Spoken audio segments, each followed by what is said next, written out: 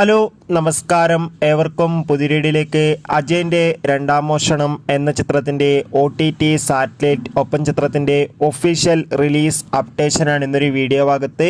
വീഡിയോയിലേക്ക് മുൻപ് video like ചെയ്യുക, ചാനൽ സബ്സ്ക്രൈബ് ചെയ്യാൻ വേണ്ടി ശ്രമിക്കുക.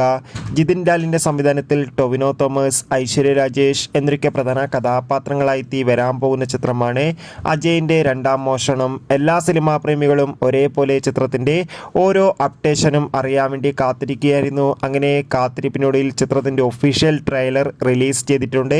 അതിഗംഭീരമായ ട്രെയിലർ തന്നെയാണ് ആരാധകർക്ക് മുന്നിൽ പുറത്തു വന്നിരിക്കുന്നത്.